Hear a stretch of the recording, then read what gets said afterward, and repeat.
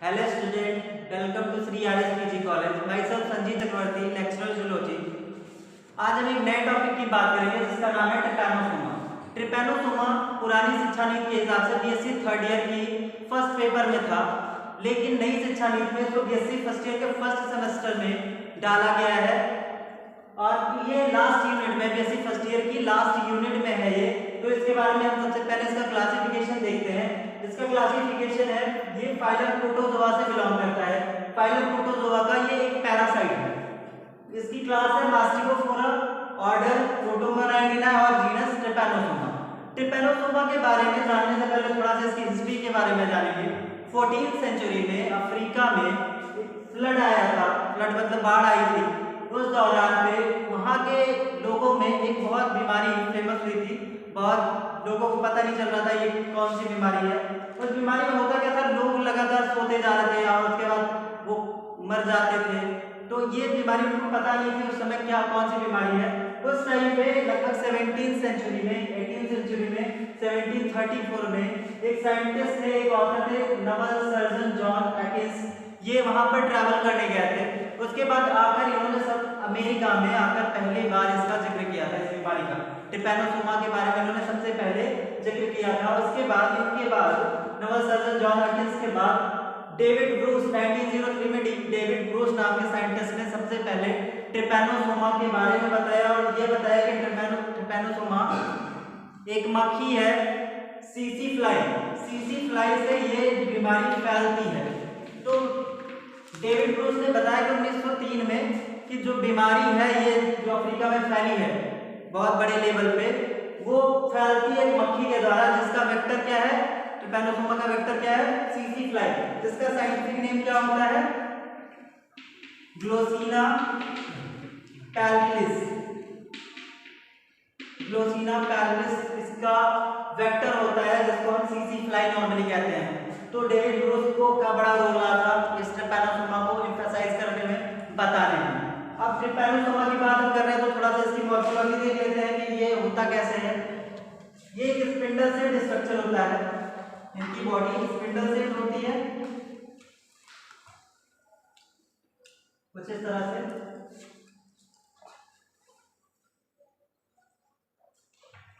यहाँ पे काइनेटोप्लास्ट से फ्लैजिला निकला होता है, इसका लॉन्ग फ्लैजिला होता है। जैसे इस फ्लैजिला की वजह से इसको हम फ्लैजिलेट एनिमल्स कहते हैं। और इसकी बॉडी में पीछे की तरफ आपको एक बड़ा सा न्यूक्लियस देखने को मिलता है। यहाँ पर इसकी बॉडी में न्यूक्लियस होता है। आप सभी जानते हैं कि जो प्रोटोजोअन्स होते हैं वो यूनिसेलुलर होते हैं, एक ही सेल है, एक ही न्यूक्लियस इसमें पाया जाएगा जो इसकी बॉडी में बाकी सारे प्रोटीन की सिंथेसिस करेगा। अब देखिए काइनेटोप्लास्ट, इसको कहते हैं हम काइनेटोप्लास्ट। काइनेटोप्लास्ट से ही फ्लैजिला एराइज होता है। फ्लैजिला जो बन रहा है वो फ्लैजिला एक्चुअल में माइक्रोट्यूब्यूल से मिलकर बना होता है। तो ये कह सकते हैं कि ये सेंट्रियोल का डेरिवेटिव है, सेंट्रियोल से ही एराइज होता है। सेंट्रियोल में जैसे 27 रेज होती हैं, उसी तरह से इसमें भी ये फ्लैजिला बना होता है। तो मॉर्फोलॉजिकली इसका स्ट्रक्चर इसी तरह से होता है। अब ये फ्लैजिलेट स्पिंडल सेट स्ट्रक्चर किस तरह से अपनी लाइफ साइकिल चलाता है, किस तरह से ये कंप्लीट करता है, अपनी लाइफ साइकिल किस पर चलती है, इसके बारे में हम देखेंगे। इसकी कुछ स्पीसीज हैं जो नॉर्मली किसी ह्यूमन को इन्फेक्ट कर सकती है, बर्ड को इन्फेक्ट कर सकती है, रेप्टाइल्स को इन्फेक्ट कर सकती है, ये कई सारे ऑर्गेनिजम्स को इन्फेक्ट कर सकती है। तो स्पीसीज नॉर्मली जो इसकी स्पीसीज है टी गैमियस है, जिसको हम ट्रिपैनोसोमा गैमियस कहते हैं। ट्रिपैनोसोमा रोडिसेंस है, ट्रिपैनोसोमा रोडिसेंस होता है, ट्रिपैनोसोमा ब्रूसी होता है, ट्रिपैनोसोमा क्रूजी होता है और ट्रिपैनोसोमा इवांसी, ट्रिपैनोसोमा इक्विपर्डम। ये इसकी कुछ फेमस और ज्यादा इन्फेक्शन क्रिएट करने वाली स्पीसीज हैं जो बहुत ही ज्यादा अलग अलग तरह की बीमारियां फैलाती हैं अलग अलग ऑर्गेनिजम्स में। तो ये सभी स्पीसीज की लाइफ साइकिल कैसे चलती है, अब लाइफ साइकिल हम लोग देख लेते हैं थोड़ा सा।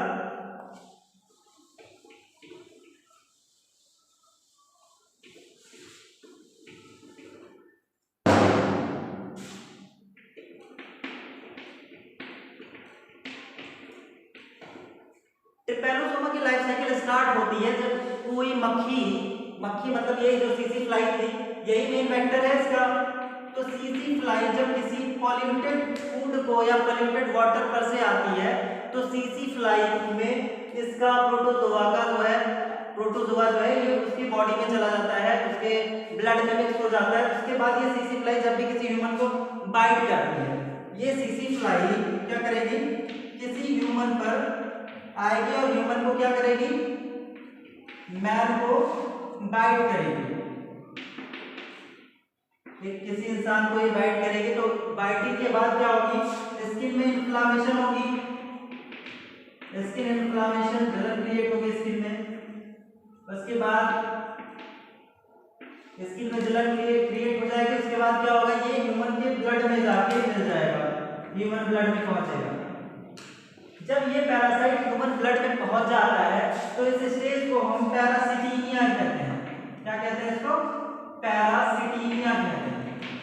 इस स्टेज को हम कहेंगे पैरासिटीमिया। पैरासिटीमिया स्टेज में आने के बाद, ब्लड में आने के बाद ये क्या करता है, ये ऑर्गेनिज्म जो ट्रिपैनोसोमा है वो बाइनरी फिजन करता है। बाइनरी फिजन करता है, क्यों करता है ये बाइनरी फिजन, क्योंकि इसको अपना नंबर बढ़ाना है।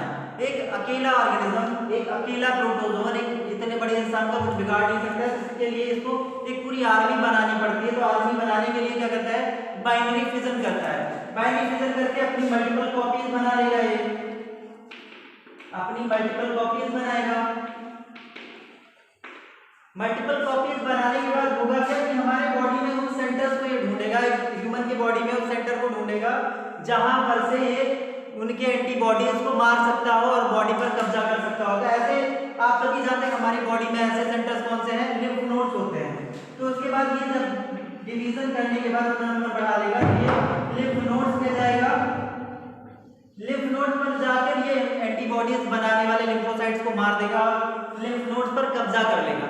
लिम्फ नोड पर कब्जा करेगा जब ये, तो इस स्टेज को हम क्या कहते हैं, लिम्फोडेंटाइटिस कहते हैं।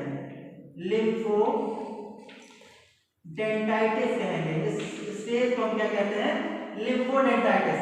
जब लिम्फोडेंटाइटिस की स्टेज आएगी तो ये ऑर्गेनिज्म ये हमारी बॉडी में या ह्यूमन की बॉडी में कुछ सिम्टम दिखाई देंगे, जिसमें नॉर्मली क्या हो सकता है, हेडेक हो सकता है, इंसान के सर दर्द होने लगेगा, फीवर भी हो सकता है हल्का सा, आर्थराइटिस या आर्थराइटिक पेन भी हो सकता है, आर्थराइटिक पेन हो सकता है, घुटनों में दर्द हो सकता है या जॉइंट्स में और दर्द होगा। उसके बाद इसके साथ साथ वीकनेस बहुत लगेगी, वीकनेस एराइज होगी, इंसान को बहुत ज्यादा थकावट महसूस होगी। उसके साथ साथ एक आध सिम्टम और दिखाई देंगे, जैसे विजन में भी प्रॉब्लम हो जाएगी, विजन डिस्टर्ब हो जाएगी, विजन डिस्टर्ब हो जाएगी। ये सभी सिम्टम लिम्फोडेंटाइटिस स्टेज में दिखाई देने लगेंगे। अब इस लिम्फोडेंटाइटिस स्टेज में जब ये सारे सिम्टम नजर आएंगे तो इसने क्या किया है, हमारी बॉडी में जो सेंटर्स हैं हमारी आर्मी के, यानी कि लिम्फोसाइट्स के जो एंटीबॉडीज बनाते हैं उनको ये कब्जा कर ही चुका है। तो बॉडी क्या करेगी, अनेबल हो जाएगी अपने आप को प्रोटेक्ट करने में। तो फिर ये क्या करेगी, इसके बाद सीधा सीधा हमारे सेंसरी सिस्टम को, सेंट्रल नर्वस सिस्टम को इफेक्ट करना स्टार्ट करेगी, सीएनएस को इफेक्ट करेगी। सीएनएस डायरेक्टली जुड़ा होता है आपके ब्रेन से, तो सीएनएस में नर्व्स इन्फेक्ट होंगी, नर्व्स इन्फेक्ट होंगी, तो उसके बाद धीरे धीरे ये हमारे ब्रेन को भी अपने कब्जे में ले लेगा, ब्रेन को कब्जे में ले लेगा। ब्रेन को कब्जे में लेने के बाद अब हमारी बॉडी में तरह तरह की और डिजीजेस बनेंगी, ये सारी बीमारियां बहुत ज्यादा सीवियर हो जाएंगी, बॉडी ज्यादा वीक हो जाएगी और अल्टीमेटली जो हमारी बॉडी है वो चली जाएगी कोमा स्टेज में। आप सभी जानते हैं कि कोमा स्टेज में सिर्फ हमारी क्या चलती है, रेस्पिरेटरी सिस्टम हमारा चलता है, सांसें चलती हैं बस, और बाकी इंसान सोता हुआ ही रहता है हमेशा। इसी सिम्टम की वजह से इस बीमारी का नाम क्या है, स्लीपिंग सिकनेस है। इस बीमारी का नाम है क्या, स्लीपिंग सिकनेस। स्लीपिंग सिकनेस या इसको कंटिन्यूअस स्लीपिंग कहते हैं, स्लीपिंग सिकनेस या कंटिन्यूअस स्लीपिंग कहेंगे। और ये continuous sleeping ultimately death create करती है, यानी कि इंसान की मृत्यु हो जाती है। इस बीमारी को, स्लीपिंग सिकनेस को ट्रिपैनोसोमियासिस भी कहते हैं, ट्रिपैनोसोमियासिस भी कहते हैं। वैसे नॉर्मली ट्रिपैनोसोमा से फैलने वाली ज्यादा बीमारियां दो ही जगह देखी गई, अफ्रीका में। अफ्रीका में जो बीमारी फैली थी वो ट्रिपैनोसोमा गैम्बियन से फैली थी, और इसके बाद अमेरिका में देखी गई थी जो ट्रिपैनोसोमा रोडेशियंस से फैली थी।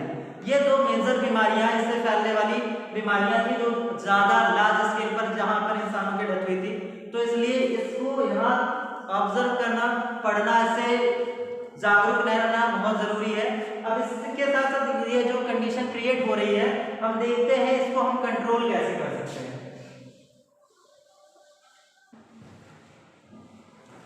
तो आप सब ये देख चुके हैं कि ट्रिपैनोसोमा से जो बीमारी होती है वो बड़ा सीवियर केस होता है, इंसान की डेथ तक हो सकती है। तो फिर अब हम देखते हैं इसका कंट्रोल कैसे कर सकते हैं। कंट्रोल देखने से पहले आपको ये बता दें कि ट्रिपैनोसोमा को सबसे पहले 14वीं सेंचुरी में ऑब्जर्व किया गया था। इससे फैलने वाली बीमारी कहाँ थी? अफ्रीका में हुई थी। तो अफ्रीका में हुई थी, कैसे पूरी दुनिया में फैल गई, ये सोचने वाली बात है। सोचने वाली बात क्या है कि अफ्रीका में फैली है, फिलहाल ये छूने से तो फैल नहीं रही है कि कांटेक्ट से फैल रही है, कंटामिनेटेड फूड और कंटामिनेटेड वाटर के जरिए फैल रही है। तो कंटामिनेटेड वाटर तो अफ्रीका वाला ही ले रहे हैं वहां पे, वहां से कॉन्गो रिवर का पानी यहाँ थोड़ी ना आ रहा है। तो वहां का पानी और खाना यहाँ नहीं आ रहा, तो यहाँ ये कैसे आया? इसका सीधा सीधा मतलब है कि कोई अफ्रीका गया, अफ्रीका जाने के बाद किसी मक्खी ने, किसी सीसी फ्लाई ने उसको बाइट किया और वो अपने साथ लेके उस ऑर्गेनिज्म को अलग अलग कंट्रीज में गया, अलग अलग कंट्रीज के पर्सन वहां घूमने गए, तो फिर उनके पास ये कॉजल एजेंट इसका आ गया।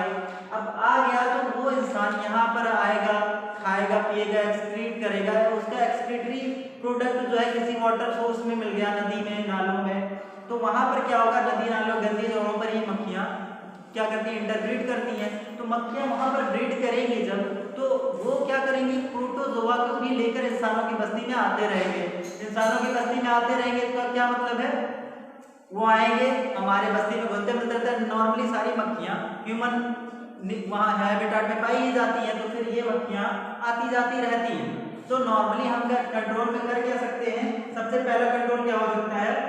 इससे बच के रहे, मक्खियों को अपने ऊपर ना बैठने दे, और या कोई ऐसी चीजों का उपयोग करें जिससे मक्खियां हमसे दूर रहे। तो क्या कर सकते हैं? Avoid CC fly, avoid CC fly. इस फ्लाई के प्रोनाउंसिएशन पर खास ध्यान दीजिएगा, ये टीसी टीसी नहीं, सीसी फ्लाई है। तो एक काम, पहला काम क्या कर सकते हैं? हम अवॉइड कर सकते हैं सीसी फ्लाई को। इस पर मतलब इसको अपने आसपास या अपनी बस्ती के आसपास बैठने ना दें। किस कीटनाशक का प्रयोग कर सकते हैं इसके लिए, ताकि इनकी इंटरब्रीडिंग ही खत्म की जा सके। अब ये भी कर सकते हैं कि केरोसिन वगैरह डाल सकते हैं उसमें, वाटर में जहाँ पर कहीं पानी भर रहा है, उसको हम कंट्रोल नहीं कर पा रहे हैं, तो वहाँ पर केरोसिन वगैरह डाल देने से जो लार्वा होते हैं मक्खियों के वो मर जाते हैं। तो ये कंट्रोल मेजर में आप डाल सकते हैं। दूसरा पॉइंट क्या है कि मक्खियां जहाँ इंटरब्रीड कर रही हैं गंदे जगहों पर, उस जगह को साफ सुथरा रखा जाए। तो मतलब अपने आसपास की जगह पर क्या करें? साफ सफाई रखें, क्लीन आवर सराउंडिंग्स।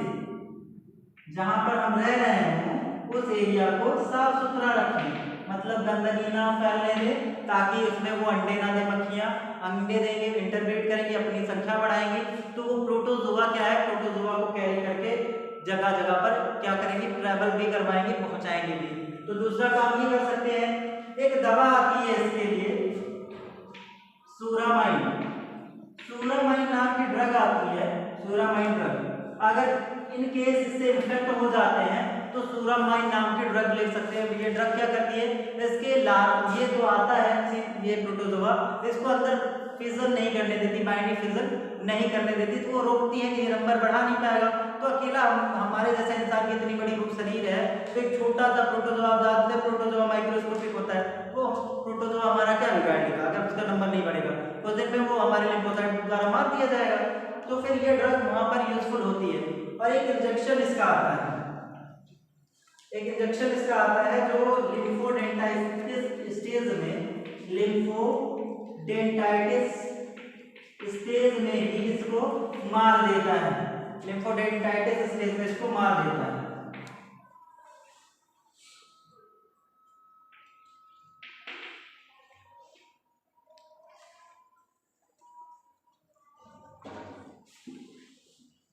इस इंजेक्शन का नाम है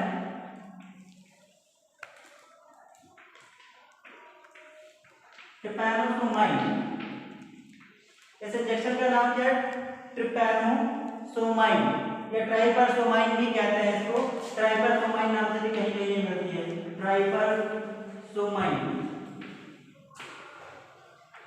ये इंजेक्शन इसको लगाने से ये क्या करता है, लिम्फोडेंटाइटिस कंडीशन में वो उसको रोक देता है, वो ब्रेन को और नर्व्स को इफेक्ट नहीं करने पाते हैं ट्रिपैनोसोमा।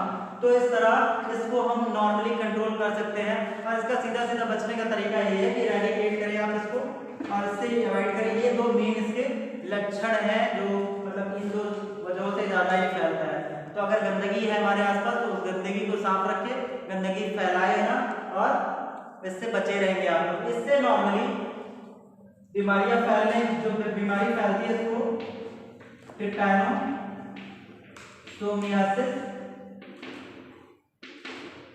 स्लीपिंग सिकनेस,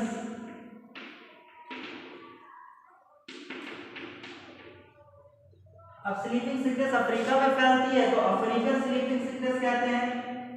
जो सबसे पहली फैली थी अफ्रीका में तो अफ्रीकन स्लीपिंग सिकनेस कहते हैं। और अमेरिका में फैली थी जिसको अमेरिकन स्लीपिंग सिकनेस कहते हैं, अमेरिकन स्लीपिंग सिकनेस कहेंगे। अब एक चीज ये जानते हैं कि सभी अलग अलग स्पीसीज से फैलती है, जैसे African sleeping sickness Trypanosoma Gambian से फैलती है।